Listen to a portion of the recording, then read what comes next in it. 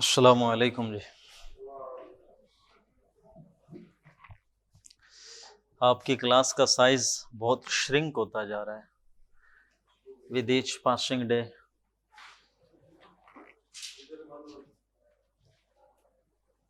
یہ on line لیتے ہیں لوگ؟ اچھا،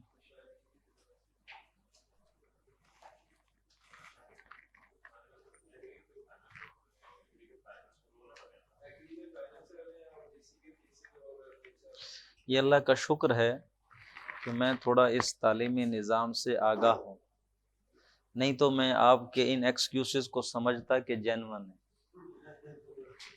جو بیچارے نہیں نا ان سکولوں یونیورسٹیوں کا جنہوں نے نہیں منہ دیکھا، وہ علماء سمجھتے ہیں شاید یہ بچوں کے واقعتاً معقول عذر ہے۔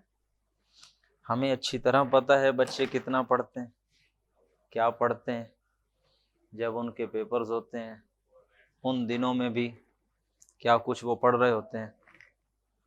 تو اللہ حامی و ناصر ہو ہم سب کا۔ ہمارے پاس ایکسکیوزز کی ایک گٹھڑی ہے، کوئی بھی ہمارا اگر معاملہ ہو جائے ایسا کہ اس میں ہمارے پاس اتنے جینون ایکسکیوزز ہوتے ہیں، اس میں کوئی آگے سے سوال بھی نہیں ہو سکتا، اور معذرتوں کے عذر خواہی کے انبار ہوتے ہیں ہمارے پاس۔ لیکن اللہ کے ہاں یہ کوئی عذر خواہی نہیں چلے گی۔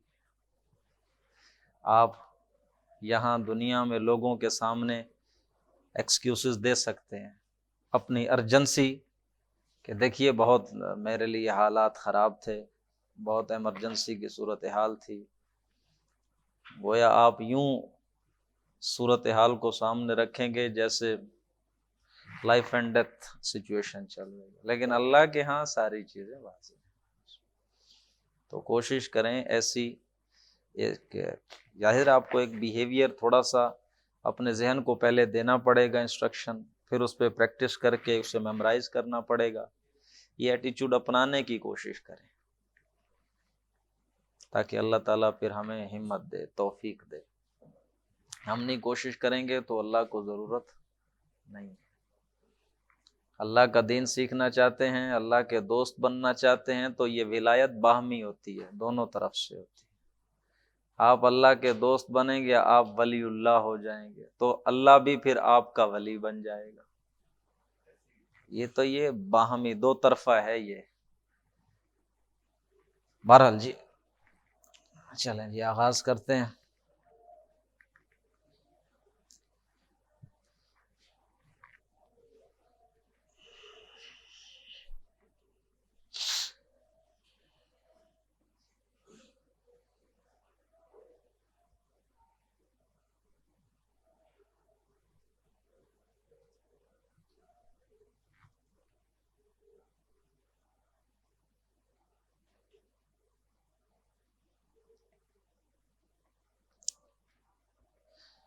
آیت نمبر 256 سورۃ بقرہ کی 256۔ اعوذ باللہ من الشیطان الرجیم، بسم اللہ الرحمن الرحیم۔ لا اکراہ فی الدین، دین میں کوئی جبر نہیں۔ قد تبین الرشد من الغی، رشد واضح ہو چکا۔ رشد کہتے ہیں ہدایت کو، اس لیے مرشد کون ہوتا ہے؟ جو آپ کی رہنمائی کرتا ہے، مرشد۔ رشد ہدایت کو کہتے ہیں۔ ہدایت واضح ہو چکی من الغی، کجی سے، ٹیڑھ پن سے، گمراہی سے، ضلالت سے، ہدایت واضح ہو گئی۔ دین میں کوئی جبر نہیں ہے، باتیں واضح ہو چکی۔ اس جبر سے مراد یہ ہے کہ آپ کسی بھی کافر کو، یہ کیا ہو رہا ہے؟ جھگڑا ہو رہا ہے؟ اچھا اچھا اچھا، مجھے لگا جھگڑا ہو رہا ہے، شور اس طرح کا کہ کسی بھی کافر کو آپ جبرن مسلمان، دین میں کوئی جبر نہیں کہ بھائی کلمہ پڑھو زبردستی مسلمان بنائیں، ایسا نہیں۔ پوری تاریخ جو مسلمانوں کی ہے اس میں کبھی بھی ایسا نہیں ہوا۔ ہاں کہیں کچھ انفرادی طور پہ کسی نے کوئی اس طرح کیا ہو تو یہ غلط حرکت ہے، اسلام کا اس سے کوئی تعلق نہیں ہے، کوئی زبردستی میں۔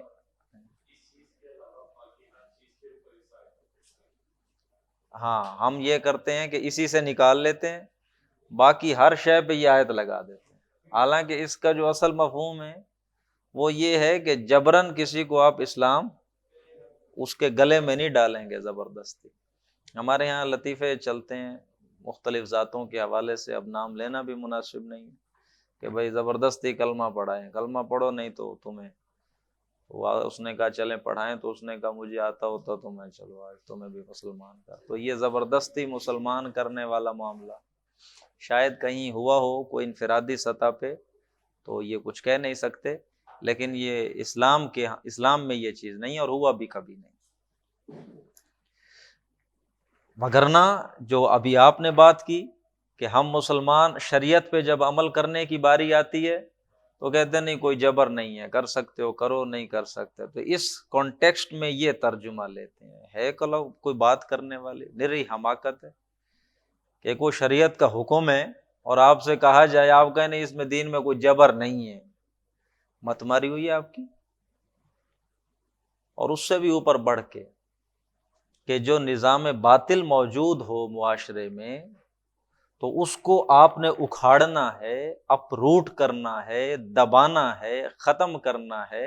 ظلم پر مبنی نظام، باطل نظام ظلم پر مبنی ہوتا ہے، لوگوں کو ایکسپلائٹ کرتا ہے، آپ نے وہ ختم کرنا ہے، جسٹ آرڈر لانا ہے، ایک مبنی بر انصاف سوشل سسٹم لانا ہے، تو آپ کو تو زور طاقت اس کے خلاف استعمال کرنی پڑے گی۔ تو یہ صرف ہے اس سینس میں جو میں پہلے بتا چکا ہوں، باقی تو آپ کو طاقت کا استعمال ہر سطح پہ کرنا پڑے گا باطل کو ختم کرنے کے لیے، دبانے کے لیے۔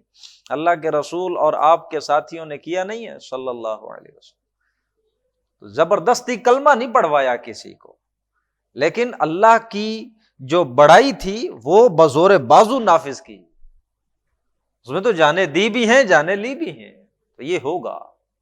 زبردستی آپ اسلام نہیں کسی کے گلے ڈالیے، پہنائیے مت۔ فمن یکفر بالطاغوت، تو جو کوئی انکار کرے گا طاغوت کا، ویؤمن باللہ، اور ایمان لائے گا اللہ پر، جس شخص نے بھی ایسا کیا، طاغوت کا انکار کیا اور اللہ پر ایمان لانے سے پہلے کس چیز کا ذکر ہے؟ طاغوت کا انکار۔ ہاں طاغوت لفظ نکلا ہے طغا سے، طغا حد سے بڑھ جانا، حد سے، کوئی بھی شخص اللہ کی قائم کردہ حد سے اگر بڑھ گیا تو وہ طاغوت ہے۔ اور یہ باطل کا جو بھی نظام ہے اللہ کے دیے ہوئے اس نظام سے تو بہت آگے چلا گیا، یہ تو ہر اس چیز کو پامال کرتا ہے جو اللہ نے کہی ہے، تو نظام باطل اس سے بڑا طاغوت اور کون ہوگا؟ نظام باطل کے تحت چلنے والی جتنی بھی چیزیں ہیں، جتنے بھی ادارے ہیں، وہ سارے طاغوت۔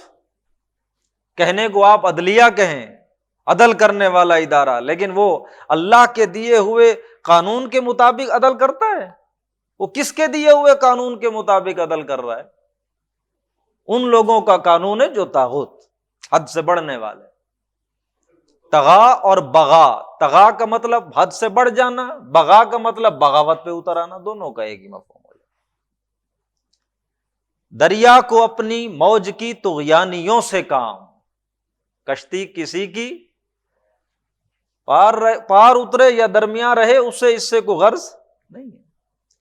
دریا کب طغیانی میں آ جاتا ہے؟ دریا کا پانی اپنی حدوں میں بہے تو ٹھیک ہے، اپنی حد سے نکلا تو کیا کہتے ہیں؟ طغیانی آ گئی۔ حد سے بڑھ جانا یہ طغیانی ہے، یہ طغا، یہ طاغوت، اللہ کی حدوں سے بڑھ جانا۔ تو جو شخص طاغوت کا انکار کرے وَيُؤْمِن بِاللَّهِ، اور پھر اللہ پر ایمان لے، اسی طرح ہے کہ پہلے کہے لا الہ، کوئی الہ نہیں الا اللہ، سوائے اللہ تعالی، پہلے انکار ہے پھر اس کی تصدیق۔ جو شخص انکار کرے طاغوت کا اور ایمان لائے اللہ پر، فقد استمسک بالعروۃ الوثقی، اس نے بڑے مضبوط کڑے کو ہاتھ ڈال لیا۔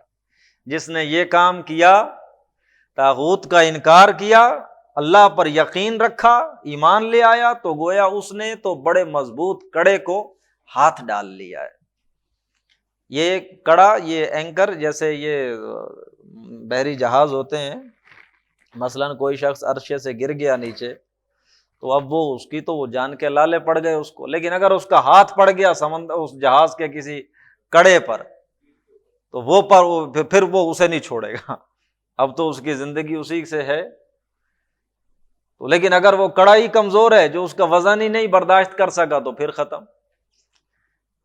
لیکن وہ شخص جس نے طاغوت کا انکار کیا اور اللہ پر ایمان لے آیا، تو اس نے ایسے کڑے کو ہاتھ ڈال لیا، لن فصام لہا، جو علیحدہ ہونے والا نہیں، بالعروۃ الوثقی، مضبوط کڑا، لن فصام لہا، جو علیحدہ ہونے والا نہیں ہے۔ عروہ کہتے ہیں کڑے کو، اس کی جمع ہوتی ہے عرا، وثقی یہ مؤنث ہے، مضبوط۔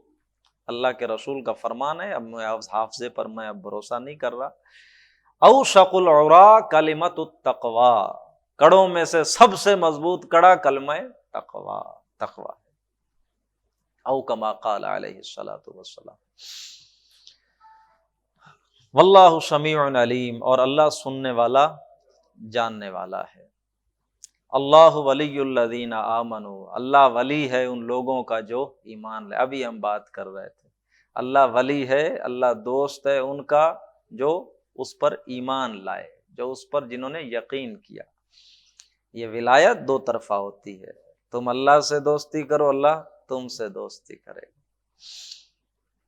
یخرجہم من الظلمات الی النور، اور اللہ دوستی کا حق ادا کرتا ہے، اللہ دوست ہو جاتا ہے مومنوں کا، تو پھر وہ انہیں نکالتا رہتا ہے، من الظلمات الی النور، تاریکیوں سے روشنی کی طرف انہیں نکالتا رہتا ہے، انہیں راہ سجھاتا رہتا ہے۔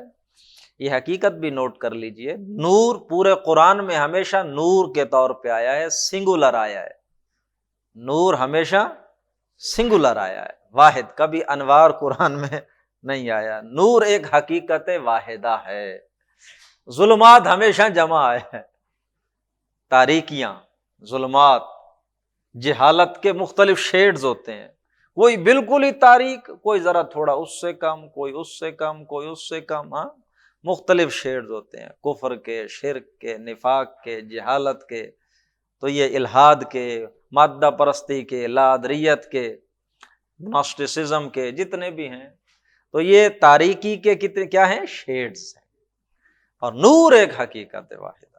اللہ ولی ہے مومنوں کا، اور وہ انہیں نکالتا رہتا ہے تاریکیوں سے نور کی طرف۔ والذین کفروا، اور جو لوگ کافر ہو گئے، اولیاءہم الطاغوت، ان کے دوست ہیں طاغوت، یخرجونہم من النور الی الظلمات، وہ انہیں لے کر جاتے ہیں، نکالتے رہتے ہیں، نور اگر کہیں ان کے سامنے آ بھی جائے تو اس سے دور لے جاتے ہیں تاریکیوں کی طرف۔ اولئک اصحاب النار، یہ جہنمی لوگ ہیں، ہم فیہا خالدون، اس میں ہمیشہ رہیں گے۔ اب دو مثالیں آ رہی ہیں، ایک حضرت ابراہیم علیہ السلام کی اور ایک حضرت عزیر علیہ السلام کی۔ پیچھے آیت الکرسی گزری جس میں توحید کے فنڈامنٹل لیسنز آ گئے تھے، اور پھر انہی توحید کے جو بیان کردہ حقائق تھے ان کے نتائج اگلی دو آیتوں میں آ گئے۔ توحید پر قائم رہنے والوں کے لیے کیا ایک مثال ہے کہ مضبوط کڑے کو انہوں نے پکڑ لیا، دوسرا اللہ ان کا دوست ہو جاتا ہے جو انہیں نکال کر لاتا ہے، اور جو نہیں توحید کو مانتے تو وہ ہے کہ طاغوت کے ساتھی ہیں اور وہ جہنم میں ہمیشہ رہیں گے۔ اب اسی کے ڈپکشن میں یہ دو مثالیں آ رہی ہیں۔ الم تر الی الذی حاج ابراہیم، کیا تم نے دیکھا نہیں اس شخص کو جس نے محاجہ کیا حضرت ابراہیم سے، جھگڑا کیا، حجت بازی کی، دلیل بازی کی حضرت ابراہیم سے، ان آتاہ اللہ الملک، صرف اس لیے کہ اللہ نے اسے کیا دیا ہوا تھا، ملک دیا ہوا تھا، اللہ نے اسے بادشاہ، اسے اختیار دیا ہوا تھا، تو اب اس نے وہ جھگڑا شروع کر دیا۔ یہ ہر بندے کا مسئلہ ہے، آج ہمارا بھی مسئلہ ہے۔ جس بندے کو اللہ تھوڑی اتھارٹی دے دیتا ہے نا، تو اسے دوسرے لوگ بڑے کمتر لگتے ہیں، ان سے گال پھلا کے بات کرنا، اپنے ذرا ایک ٹون میں رہنا، یہ ایک انسان کے مزاج میں آ جاتی ہے چیز، روب لب لبا، زیادہ پیسوں والا جو ہو گیا، زیادہ اتھارٹی والا جو ہو گیا، وہ اپنے سے کم تر پہ پھر وہ ایک گاڈ کمپلیکس اسے کہتے ہیں، وہ ایک خدائی اس کے اندر بھی آ جاتی ہے، ہاں وہ محسوس کرتا ہے۔ تو جن کو اللہ اتنی بڑی طاقتیں دے دے، سلطنتیں دے دے، ان کے تو ذہنوں میں آنا ہے نا۔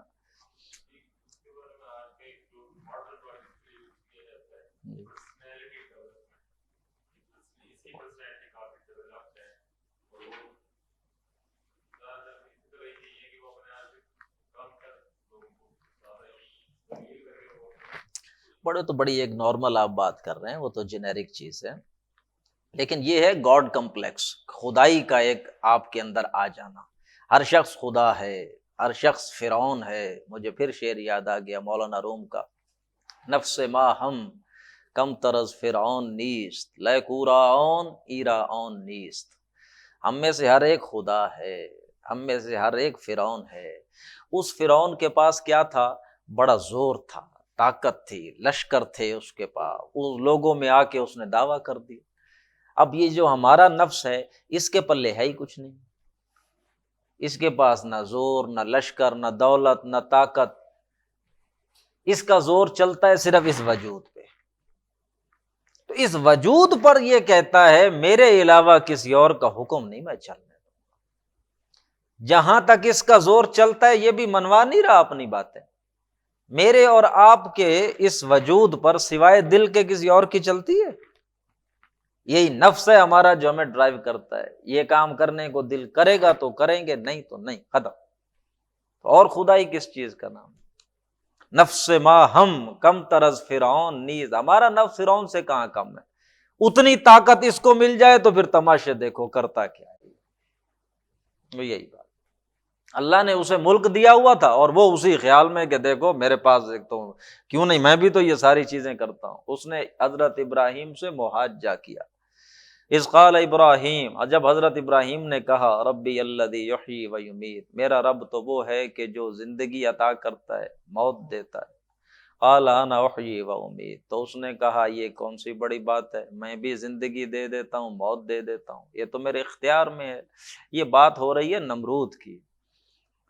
حضرت ابراہیم پیدا ہوئے تھے عراق میں، ایک شہر شہر تھا، عراق کا شہر، وہاں پیدا ہوئے۔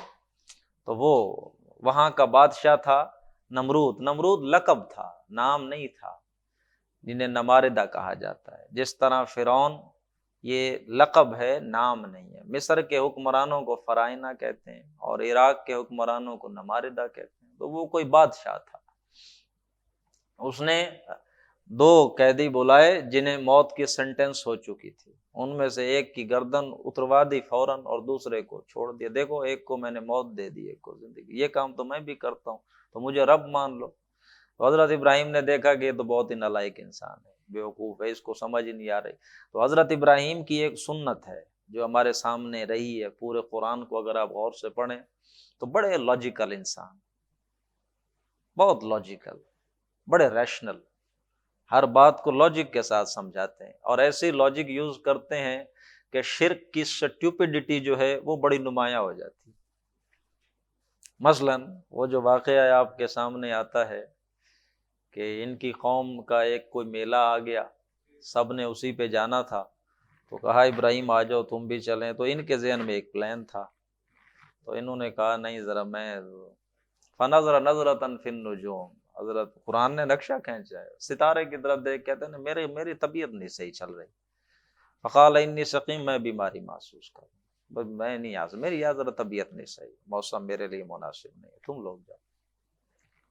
ٹھیک ہے، انہوں نے کہا چلے گئے۔ فتولوا عنہ مدبرین، وہ اسے چھوڑ کے چلے تو فراغ الی آلہتہم، تو یہ ان کے بتوں کی طرف، ان کا جو تھا معبد خانہ جہاں بت رکھے ہوئے تھے وہاں چلے گئے۔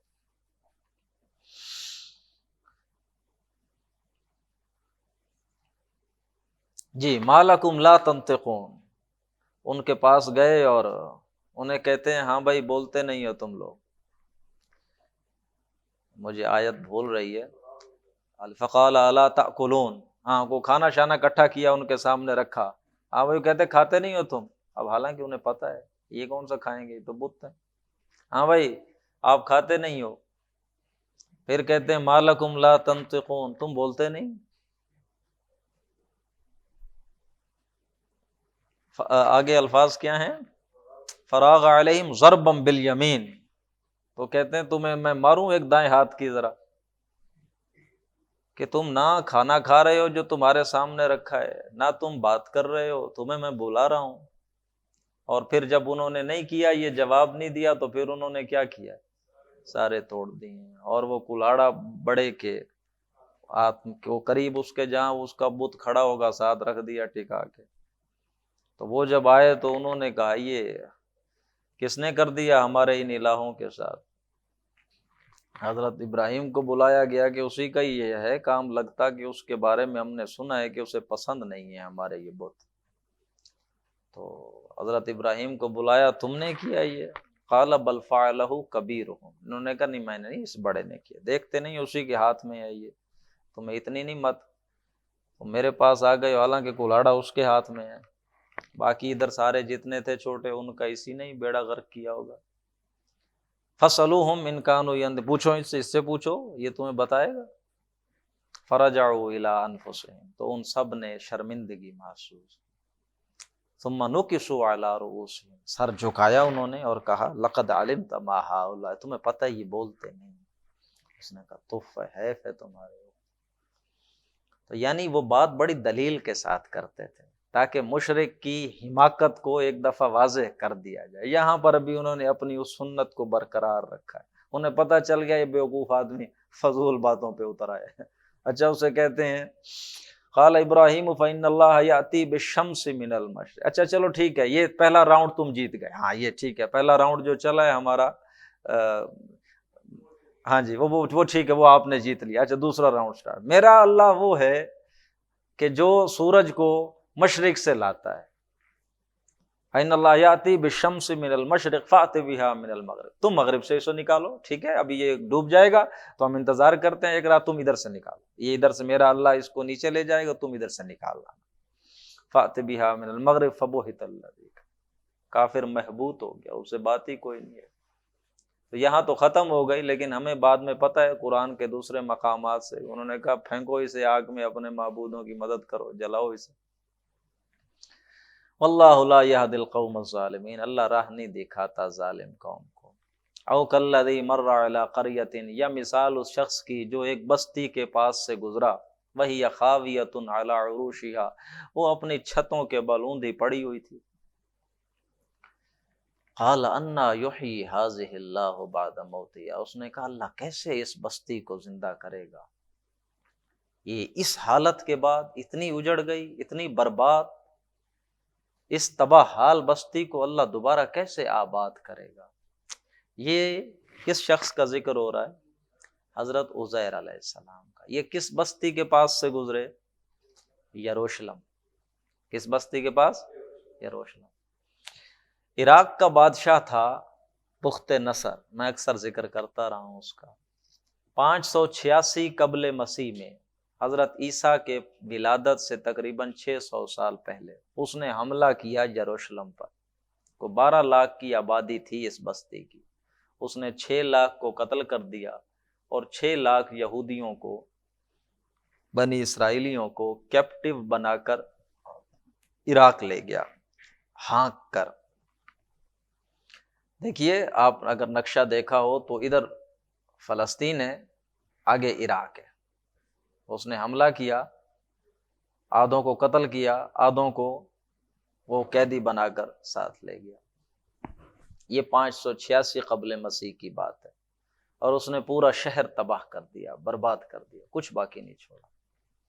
اور وہ جو حضرت سلیمان کا بنایا ہوا ٹیمپل تھا اس کو بھی گرا دیا، برباد کر دیا. اور میں کل ہی بتا رہا تھا آپ کو، ان کا کہنا ہے کہ اسی دورانیے میں ان کا جو تابوت سکینہ نیچے تہہ خانے میں موجود تھا، اسی تباہی میں وہ بھی دب گیا، اور جو نیچے ربائین موجود تھے وہ بھی وہیں مر گئے. تو وہ اب بھی موجود ہے اگر ان کی بات ٹھیک ہے تو، واللہ اعلم.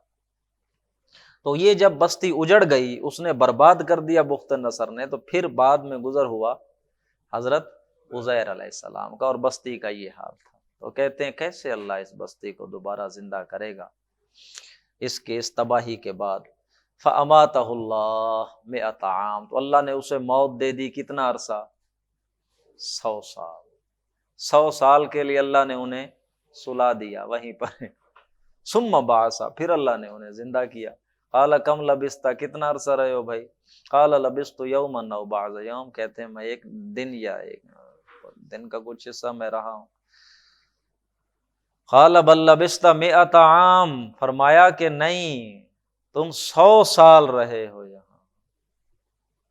فانظر الی طعامک وشرابک لم یتسنى، دیکھو ذرا اپنا کھانا پینا جو تم نے ساتھ لیا ہوا تھا وہ باسی نہیں ہوا، اس میں کوئی باسن پیدا نہیں ہوئی، بالکل ٹھیک فریش کھانا اسی طرح۔ وانظر الی حمارک، اور دوسری طرف دیکھو اپنے گدھے کی طرف، سواری کی طرف جس پہ تم تھے، کچھ نظر آ رہا ہے؟ مرض کھپ گیا وہ تو کب کا۔ 100 سال کسی چیز کو گزر جائیں، کسی جانور کو مرے ہوئے کچھ باقی رہتا ہے؟ بس وہ مٹی کے ساتھ مٹی بنی پڑی ہوتی ہیں کچھ چیزیں۔ دیکھو اپنے گدھے کی طرف۔ وَلِنَجْعَلَكَ آیَةً لِلنَّاسِ، اور ہم یہ تمہیں اس لیے دکھا رہے ہیں تاکہ ہم تمہیں کیا بنا دیں؟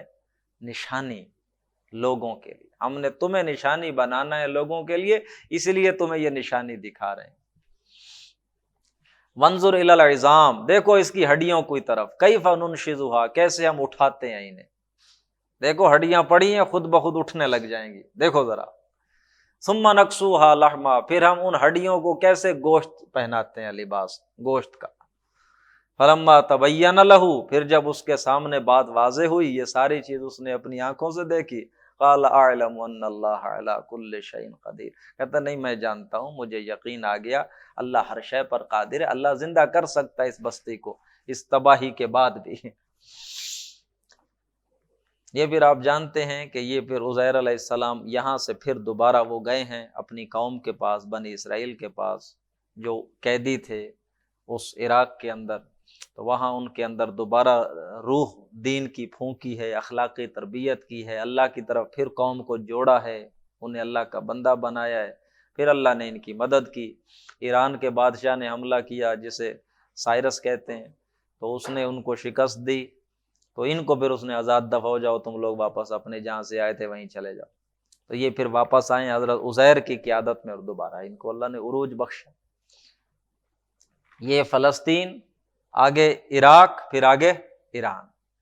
تو وہ انہیں فلسطین سے عراق لایا تھا، ایران والے نے جب انہیں دبا دیا تو انہیں کہا چلے جاؤ تم واپس، یہ واپس اپنے گھروں میں۔ وَإِذْ قَالَ إِبْرَاهِيمُ رَبِّ أَرِنِي كَيْفَ تُحْيِي الْمَوْتَى، اور یاد کرو کہ جب ابراہیم نے کہا اپنے رب سے، کیف تحیی ارینی کیف تحیی الموتى، مجھے دکھاؤ تو صحیح اللہ تم زندگی کیسے دیتے ہو مردہ کو کیسے زندہ کرتے ہو، ذرا مجھے تھوڑا سا نظارہ کرواؤ اس کا۔ قال ولم تؤمن، اللہ نے پوچھا کیا تمہیں یقین نہیں ہے کہ ہم کرتے ہیں؟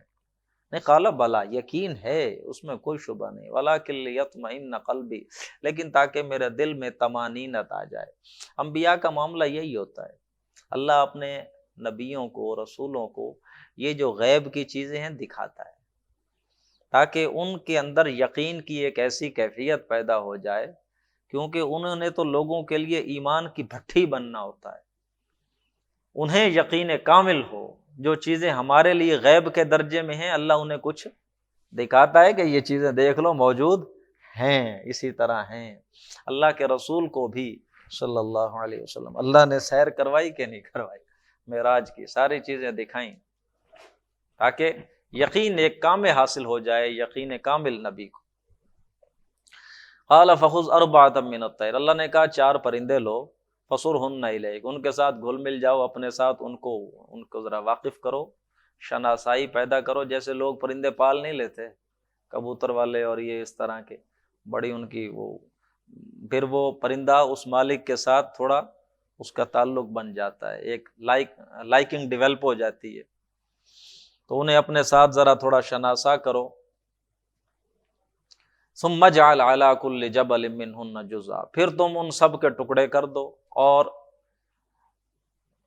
ہر پہاڑ پر ان میں سے ایک ایک حصہ رکھ دو۔ تو بھی روایات میں آتا ہے کہ انہوں نے سر علیحدہ کیے، پاؤں علیحدہ کیے، دھڑ علیحدہ کیے، ایک پہاڑ پہ 4 سر، ایک پہاڑ پہ 4 دھڑ، ایک اس طرح رکھ دی۔ ثم ادعوہن یاتینک سعیا، پھر ان کو بلاؤ، جیسے تم سیٹی مار کے یا کوئی بھی آواز دے کے بلاتے تھے، یاتینک سعیا، وہ سارے تمہارے پاس کیا کریں گے؟ دوڑتے ہوئے آ جائیں گے۔ وَاعْلَمْ، اور جان لو، ان اللہ عزیز حکیم، اللہ بڑا زبردست ہے، حکمت والا ہے۔ یہ 2 رکوع ختم ہوئے۔ اب اگلے 2 رکوع آ رہے ہیں انفاق پر، مال خرچ کرنا، اللہ کی راہ میں پیسہ لگانا۔ پورے قرآن میں سے یہ 2 رکوع انفاق کے موضوع پر ذروۂ سنام ہیں، چوٹی ہیں، کلائی میکس ہیں۔ 2 رکوع مکمل اللہ کی راہ میں مال خرچ کرنے۔ میں آپ کو بتاتا رہا ہوں یہ بات کہ یہ جو مال خرچ کرنا ہے اللہ کی رضا جوئی کے لیے، اللہ کی خوشنودی حاصل کرنے کے لیے، اس کی 2 ڈومینز ہیں۔ ایک ہے کہ جس میں آپ مال لگاتے ہیں اپنی ابنائے نو کے لیے، اپنے ہی انسانوں کی مصیبتوں کو، تکلیفوں کو، حاجتوں کو رفع کرنے کے لیے، اپنے انسانوں کے قریبی رشتہ دار ہیں، فقراء ہیں، یتیم ہیں، مسکین ہیں، بیوائیں ہیں، اور لوگ، آپ ان کے اوپر مال خرچ کرتے ہیں، ان کو دیتے ہیں صدقات، زکوٰۃ۔ ایک یہ ڈومین ہے کہ جس میں آپ انسانوں کی بھلا، اللہ کو یہ بھی بہت پسند ہے، اللہ کے ہاں اس کا بھی بڑا ویٹیج ہے۔ اللہ، مطلب یہ کافی روایات آتی ہیں جس میں اللہ رب العزت کہتے ہیں کسی انسان کو دینا گویا کہ مجھے دینا ہے۔ ایک روایت میں یہ بھی آتا ہے کہ اللہ قیامت کے دن انسان سے پوچھے گا کہ دیکھ میں بھوکا تھا، تو نے مجھے کھانا نہیں کھلایا۔ تو وہ شخص کہے گا اللہ تمہیں کیا، تو خود غنی ہے۔ تو اس نے کہا میرا ایک شخص تھا بھوکا، اس نے تجھ سے مانگا تھا، تو نے اسے نہیں دیا۔ اس نے نہیں مانگا تھا، وہ گویا کہ میں نے مانگا، تو نے مجھے نہیں دیا۔ تو اس طرح اور بھی بات ہے۔ یہاں پر خرچ کرنا بھی اللہ کے ہاں بڑی فضیلت والی بات ہے۔ لیکن ایک دوسری ڈومین ہے جس میں آپ پیسہ لگاتے ہیں اللہ کے دین کے لیے، اللہ کے دین کو غالب کرنے کے لیے، اللہ کی بڑائی کو قائم کرنے کے لیے، خالصتاً اللہ نے جو ہدایت اور اللہ نے جو میزان اتارا ہے، جو دین حق اتارا ہے، اس کے لیے۔ اگر آپ مال اللہ کے دین کے لیے لگائیں تو اللہ اسے انفاق کہتا ہے اور قرض حسنہ کہتا ہے۔ پہلی جو ڈومین تھی اس کے لیے لفظ آ جاتے ہیں وَيُطْعِمُونَ الطَّعَامَ عَلَىٰ حُبِّهِ مِسْكِينًا وَيَتِيمًا وَأَسِيرًا وَآتَى الْمَالَ عَلَىٰ حُبِّهِ ذَوِي الْقُرْبَىٰ وَالْيَتَامَىٰ وَالْمَسَاكِينِ، یا پھر آ جائے گا صدقہ، یا آ جائے گا زکوٰۃ۔ یہ الفاظ بولے جاتے ہیں اس ڈومین کے لیے۔ لیکن انفاق اور قرض حسنہ یہ اس وقت ہے جب آپ مال لگاتے ہیں اللہ کے دین کے لیے۔ تو یہاں پر انفاق ہے، قرض حسنہ اللہ کے دین کے، اللہ کے دین پر جو آپ خرچ کریں۔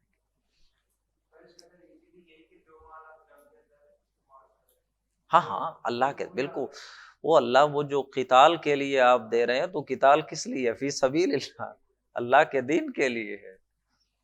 تو قتال کسی بندے کے لیے تو نہیں نا آپ کرتے، وہ نہیں، وہ اللہ کے لیے۔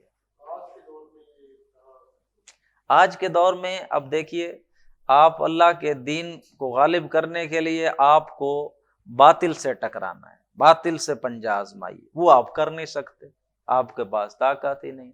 تو ابھی آپ تیاری میں جو لگائیں گے، آپ کو اس مقابلے کے لیے تیاری کرنی ہے، اس کے لیے ریسورسز چاہیے کہ نہیں؟ کتنے مراحل ہوں گے؟ علمی سطح پہ تیاری ہے یا کچھ اور ذہنی سطح کی تیاری ہے؟ اور جیسے یہ تنظیم اسلامی ہم لوگ کر رہے ہیں کہ آپ لوگوں کے اندر ایک میس لیول پہ قرآن کا میسج تو پھیلائیں، لوگوں کو دین کا صحیح فہم، لوگوں کو اپنے ڈیوٹیز کا ہی نہیں پتہ۔ اسلام کا تصور تو اتنا وہ چھوٹا ہو گیا، اتنا ہلکا ہو گیا کہ وہ اصل باتیں ہی اوجھل ہو گئیں۔ اب اسلام باقی رہ ہی گیا نماز پڑھنا، روزے رکھ لینا، یا یہ زکوٰۃ اور حج ہے، اسلام باقی ہی اتنا بچا ہے۔ لوگوں نے اپنی پوری زندگی سے اسلام نکال کر گھنٹہ ڈیڑھ 2 گھنٹے کے لیے اسلام رکھ لیا ہے۔ تو پہلے تو لوگوں کو آگاہی دینی ہے کہ بھائی تمہاری اور ہماری ذمہ داریاں کیا ہیں۔ تو اس میں بھی آخر ریسورسز تو لگیں گے، مال خرچ کرو۔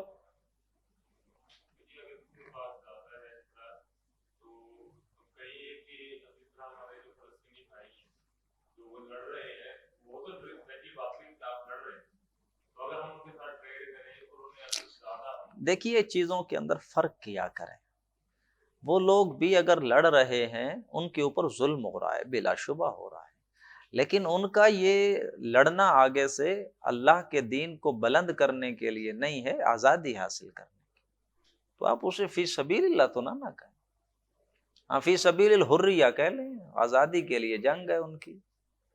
اور لوگوں کی اپنی اپنی ہوتے ہیں ایجنڈے جو لڑتے ہیں، جس کی وجہ سے فی سبیل اللہ تب ہوگا جب آپ اعلاء کلمت اللہ کے لیے جنگ کر رہے ہیں، صرف اس طرح تو نہیں ہے. وہ تو اسی لیے ڈاکٹر صاحب کا بڑا کلیئر ڈاکٹر صاحب کا موقف تھا، بہت کیٹیگوریکل انہوں نے کہا کہ یہ جو جہاد کا کنسپٹ ہے ان کا، جماعت الدعویٰ ہے یا دوسرے لوگ ہیں، میرے تصور جہاد اور ان کے تصور جہاد میں زمین آسمان کا فرق ہے.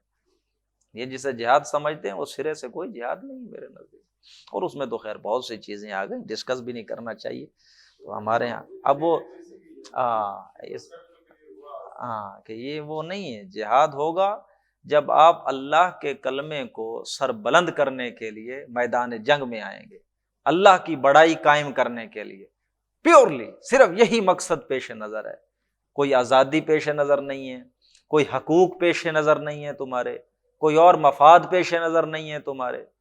صرف اللہ کے دین کو، اللہ کی بڑائی کو، اللہ کے کلمے کو سر بلند کرنے کے لیے. آج کون ایسا کرتا ہے؟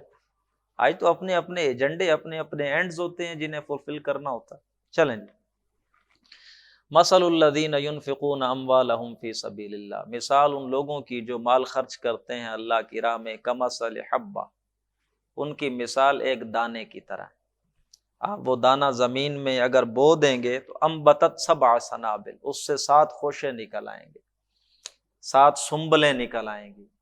مکئی کا دانہ آپ بو دیجئے زمین میں، پودا اگائے گا، اس پودے پہ 6 7 8 چھلیاں لگ جائیں گی، 2 4 اس سائڈ پہ، 2 4 اس سائڈ پہ، ایک ہی اسٹیم پہ.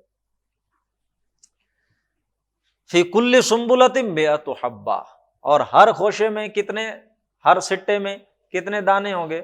100 دانے. ایک دانے سے پودا نکلا، اس میں 7 سٹے تھے، ہر سٹے میں 100 دانے، ایک دانے سے کتنے بن گئے؟ 700.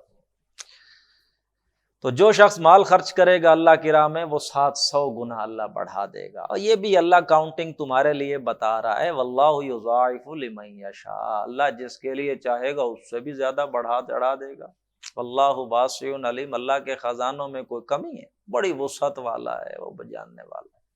الذین ينفقون اموالهم فی سبیل اللہ، وہ لوگ جو مال خرچ کرتے ہیں اللہ کی راہ میں، ثم لا یتبعون ما انفقوا منا ولا اذى، پھر وہ نہیں پیچھے لگاتے اپنے اس خرچ کیے ہوئے مال کے نہ تکلیف کو اور نہ احسان جتلانے کو. جو کچھ انہوں نے خرچ کیا اس کے بعد نہ تو وہ جتلاتے ہیں، نہ کوئی تکلیف دہ بات کرتے ہیں، نہ کوئی تکلیف کا سامان کرتے ہیں، نہ احسان جتلاتے ہیں.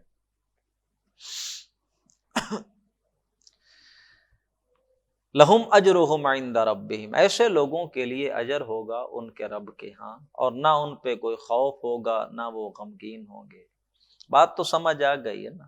مال آپ نے اگر کہیں لگا بھی دیا ہے، خرچ کر بھی دیا ہے، چندہ ہی دیا ہے، تو بعد میں یہ نہ کہیں دیکھیں ہم نے تو یہاں اتنا پیسہ دیا تھا، اب ہماری بات کیوں نہیں مانی جا رہی؟ جب چندہ دینے میں ہم آگے ہیں تو بہرحال باتیں بھی پھر ہماری ہی مانی جائیں. اس طرح کریں گے تو آپ کا وہ سارا زیرو ہو جائے. وہ من نہیں ہونا، احسان جتلانا نہ ہو، ریمائنڈ کر دے گا اس وقت، پھر یہ ختم ہو جائے گا. ولا اذا، اور نہ ہی تکلیف، نہ ہی ہرٹ کرنا. ٹھیک ہے جناب؟ یہ آگے آ جائے گی بات کہ کوئی دین کے لیے اگر کام کر رہا ہے تو آپ اس کی خدمت کرتے ہیں تاکہ وہ پورا وقت اسی میں لگا دے، تو پھر آپ نے اگر اس کو کہیں جتلا دیا تو پھر آپ کا سارا ختم. تو جو شخص الذین ينفقون اموالهم فی سبیل اللہ، اللہ کی راہ میں مال خرچ کیا، ثم لا یتبعون ما انفقوا، جو خرچ کیا اس کے پیچھے پھر وہ نہیں کرتے کیا؟ منم ولا اذا، احسان جتلانا اور نہ کوئی ایذا پہنچانا، تکلیف دینا، یہ دونوں چیزیں نہیں کرتے، تو ان کے لیے اجر ہے ان کے رب کے یہاں، کوئی خوف نہیں ہوگا، کوئی انہیں غم نہیں ہوگا. قول معروف، نرم بات کر دینا، کوئی تم سے سوال کر رہا ہے تم نہیں کر سکتے، نرم بات کر دو، یہ نرم بات کر دینا، ومغفرۃ اور بخش دینا۔ بعض اوقات سائل بھی تھوڑا غصے میں آ جاتا ہے، وہ بھی آگے سے 4 باتیں سنا دیتا، تو اس سے لڑنے کی بجائے معاف کر دو، مغفرۃ۔ کچھ نہیں دے، کچھ دیتے ہو تو باتیں کر کے نہ دو کہ 2 چیزیں دی بھی ہیں اور 4 صلواتیں بھی سنا دی ہیں، ان کا کوئی نرم بات کر دینا اور معاف کر دینا، یہ خیر من صدقۃ یتبعها اذی، اس صدقے سے بہتر ہے کہ جس کے بعد آپ ایذا بھی پہنچا رہے ہیں۔ واللہ غنی حلیم، اللہ غنی ہے، اللہ کو تم نہیں دے رہے ہو، اللہ غنی ہے، حلیم بڑا بردبار ہے، اللہ کو ضرورت نہیں ہے۔ یا ایھا الذین آمنوا، اے ایمان والو، لا تبطلوا صدقاتکم، اپنے یہ جو صدقے ہیں انہیں ضائع نہ کرو، بالمن والاذی، احسان جتلا کر اور ایذا پہنچا کر۔ کالذی ینفق مالہ، مانند اس شخص کے کہ جو اپنا مال خرچ کرتا ہے ریا الناس، لوگوں کو دکھانے کے لیے، ریاکاری کے لیے، ولا یؤمن باللہ والیوم الاخر، اور اس کا ایمان ہی کوئی نہیں اللہ پہ اور آخرت کے دن۔ جو دکھانے کے لیے خرچ کر رہا ہے اس کا گویا ایمان نہیں ہے اللہ پہ اور آخرت۔ اور ریاکاری کرنے والے کے بارے میں تو حدیثیں ہیں، من صلی یرائی فقد اشرک، من صام یرائی فقد اشرک، من تصدق یرائی فقد اشرک، جس نے دکھاوے کے لیے نماز پڑھی شرک کیا، دکھاوے کے لیے روزہ رکھا شرک کیا، دکھاوے کے لیے صدقہ کیا شرک کیا۔ فَمَثَلُهُ كَمَثَلِ صَفْوَانَ، اس کی مثال ایسے ہے ایک چٹان کی مانند کہ اس پہ تھوڑی مٹی آ گئی، علیہ تراب، حضرت علی کا لقب کیا تھا؟ ابو تراب، مٹی کو کہتے ہیں۔ اس شخص کی مثال اس چٹان کی مانند ہے جس پہ تھوڑی مٹی آ گئی۔ آپ دیکھیں نا، پتھر ہے نیچے، تو اصل میں کیا ہے؟ پتھر ہے، کچھ تھوڑی تہ اوپر جم گئی ہے، کس چیز کی؟ مٹی کی۔ اب اس نے کیا کیا؟ بڑی محنت کی، اوپر مٹی پہ تھوڑا چھوڑا جناب، اس نے بیج لگایا اور تھوڑی اس کو نرم کیا اور اپنا فصل اگائی، وہاں فصل اگ گئی، لیکن فصل اگی ہوئی کس چیز پہ؟ وہ چٹان پہ، مٹی تو تھوڑی سی ہے۔ آگے کیا ہوا؟ فَأَصَابَهُ وَابِلٌ، زور کا میਂہ پڑ گیا پھر اس کے اوپر۔ اب جو فصل اس نے اگائی ہوئی تھی، وہ جو زور کا میਂہ پڑا وہ تو مٹی کو بہا کے لے جائے گا۔ فَتَرَكَهُ صَلْدًا، وہ تو چٹیل پتھر باقی رہ جائے گا، اس کی محنت کہاں گئی؟ کچھ اس کے ہاتھ آیا؟ لا يقدرون على شيء مما كسبوا، جو اس نے محنت کی اس میں سے کسی بھی شے پہ اسے قدرت نہیں۔ یہ اس کی مثال ایسے ہے جو دکھانے کے لیے خرچ کر رہا ہے۔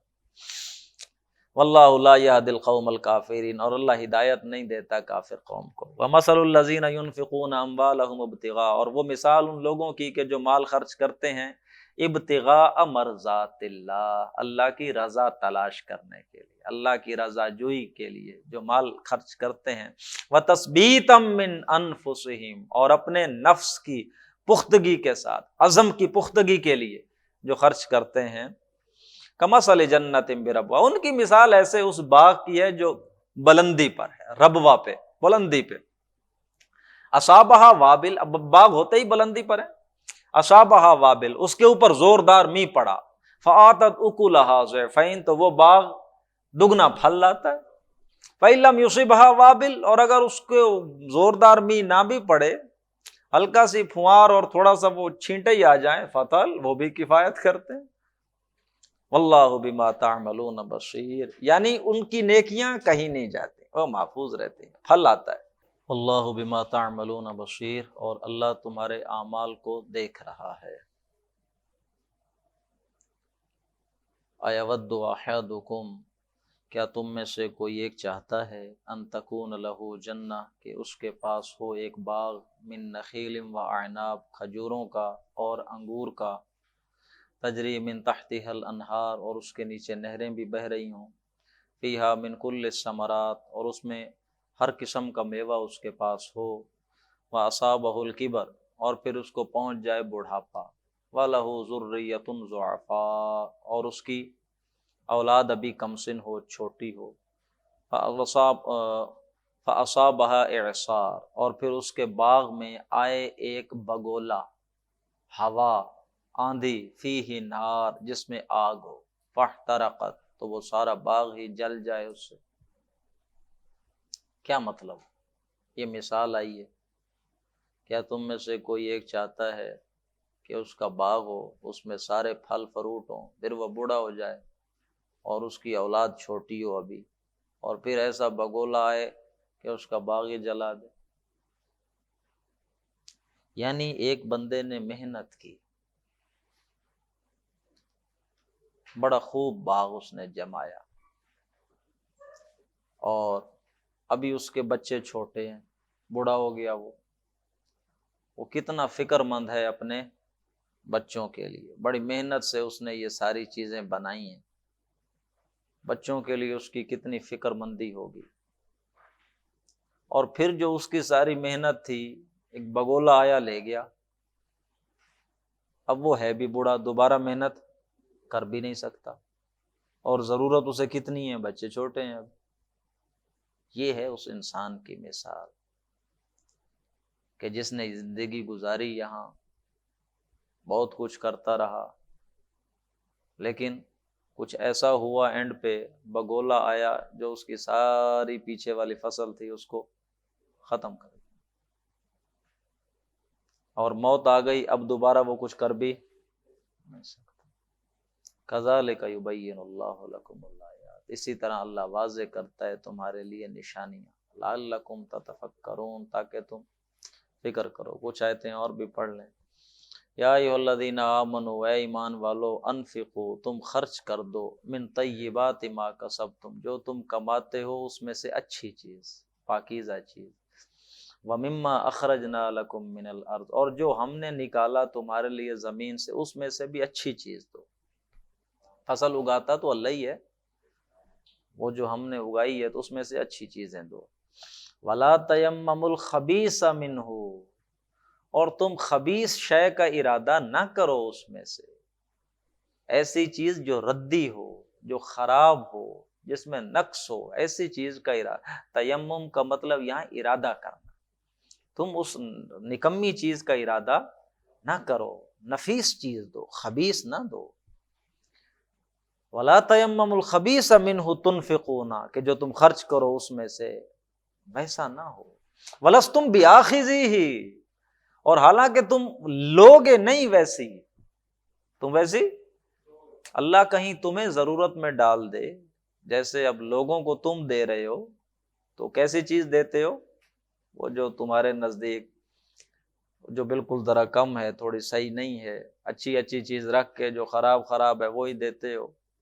جانور ہیں تمہارے پاس، زکوٰۃ نکال رہے ہو، کو مال اس میں، تو پھر وہ جانور بھیڑیں بکریاں وہ نکالتے ہو جو تھوڑی کمزور ہیں گنتی پوری کرنے کے لیے۔ گندم ہے تمہارے پاس، کچھ صاف ستھری ہے، کچھ ایسی ہے دوسری طرح کے ساتھ، کچھ گٹو ایسے بھی ہیں، تو بس وہ والے